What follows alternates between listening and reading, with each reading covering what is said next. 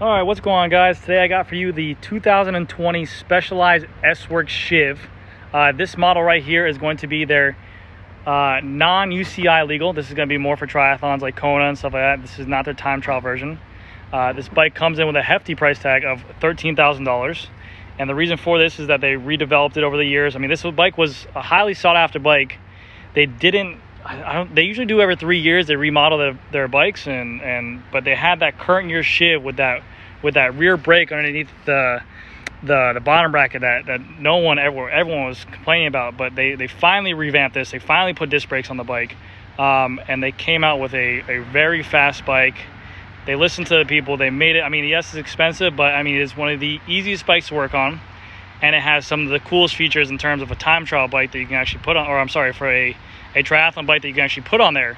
So they spec'd it with their S-Works carbon. It's their FACT 11R carbon. It also comes spec'd with their Specialized Revolve CLX 64 wheels with their ceramic speed bearings. You have the front wheel, rear wheel as well. This bike does come spec'd with Shimano Durace Di2, so electronic 2 gears in the front, 11 in the back, and you do have the electronic shifting up here as well. On the brake modules, you have the adjustment right here to adjust the gears, right here, and then also when you're in your time trial position as well, you have that option too. So it is good to have that if you do need to get up, or if you do need to go into your brakes area to start a climb or something like that. You have access to change gears, which is a huge plus. But let's get into this bike a little bit and show you some features on here. So big thing was they're worried about, you know, they have this little water bottle thing up here, or where you can put a storage or a SWAT storage up here for food, goos, you know, kind of like nutrition and whatnot.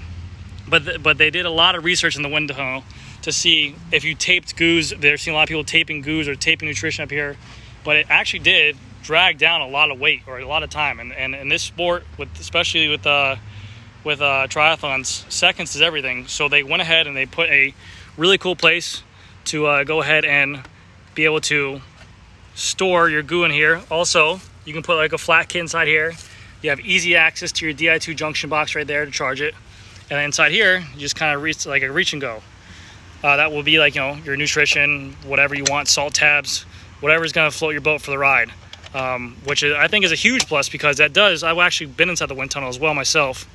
And any little thing you do to go out of your time trial position, to leave your aero position, to get here, to take off the tape, or to stop, or anything like that, it's huge. So to have that stuff out of the way and tucked away in the wind tunnel is great. Again, they changed the down tube. Instead of being a hydration pack, which it was before, they moved that to this big old fin back here. This is actually your fuel sludge, and this is going to be where your bladder is. And I think on the medium and large sizes, it's 20 ounce. No, large and XL, it's 20 ounces that can fit inside here. And then the medium and small, it's 16 ounces of water. So you got more fuel there. You have some more water bottles right here as well if you want a water bottle cage there. You can put a water bottle cage here if you like.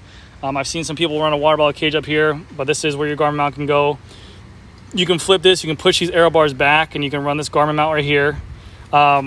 Very cool thing about this bike is people, the biggest pain in the neck in our job or even in the sport was getting your fit dialed in on a time trial bike.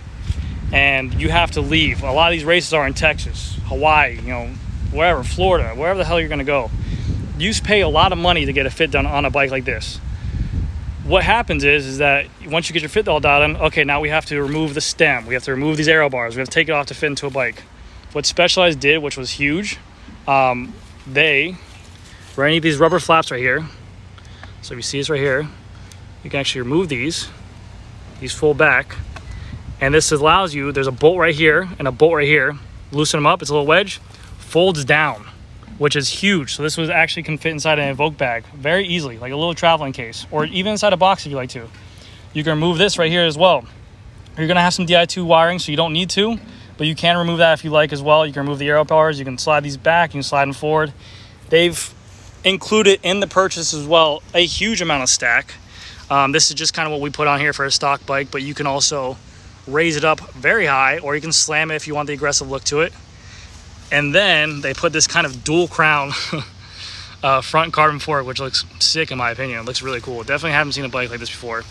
You have your This area right here as well opens up if you want to get inside here to access, you know, to run your brakes and to run your tube ladder, which is very cool.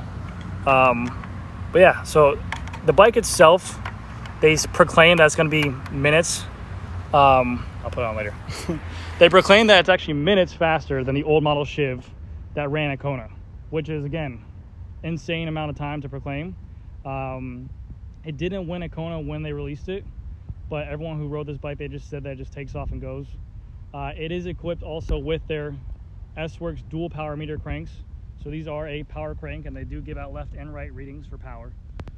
So you are getting every bit of $13,000. It's expensive, yes, but the bike itself, for if you are a huge race enthusiast and you want that kind of time trial-esque bike that's going to be very easy to travel with, compete with, and everything like that, it's a very nice bike. You can see they also lowered these seat stays here too as well for aerodynamic purposes.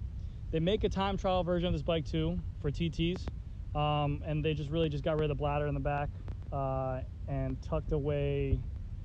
I think they made the seat post more straight and just made it UCI legal. But that's it. I want to do something different on the channel. I want to start showing some road bikes, give you a little bit more variations of what we can do. I think maybe next video I might do a Venge I have here as well. But if you want to know any other features that we have on here, I can give you that. Or if you want to know, oh, I'm sorry, the weights too. My bad, I completely forgot. This medium as it sits, no pedals, as it sits, exactly like this. Seat installed, everything. It comes in at 20 pounds even. That was with my scale. So 20 pounds even, which is huge. It has a Garmin mount on there and everything, but bar tape, everything. So very cool. But yeah, I just kind of want to show you guys what this bike is about. It's a very cool bike, a lot of technology going on. If you are unsure of this fit size, they do have a SHIV fit sizer on Specialized website, which takes a lot of guessing work out. I do have a couple people though that are concerned about this seat post because this is as low as this thing can go, and then you hit this fuel cell. And that was a big concern for a couple of my customers who bought it because they didn't want a medium bike, or they didn't want a large, I'm sorry, because of the fact that, you know, the seat was going to be too low. Some people have longer legs and short torso, so we had to work that around. But the bike itself is really nice. That's the only thing I really go into is that seat and that fuel cell, because obviously you want this bike to work with this thing. But I've had it so many times where this is like literally on the cusp of hitting that. And maybe that's just the point of the rider who bought it, because they always rode a large that they maybe didn't want to sacrifice going to a medium. But that's the only thing I say is that you are limited to that fuel cell. But let me know down in the comments if you guys have any questions, weights, specs, times. If you guys want any more information on time trial stuff, I can get some helmets in, I can get some shoes in. If you guys want more information on road bike stuff or more mountain bike, whatever you guys want to see, let me know down in the comments below. And if you are new to the channel, if you guys could subscribe or like it, that will always help me out as well. But until next time, guys, I'll see you in the next video, and thank you so much. Bye.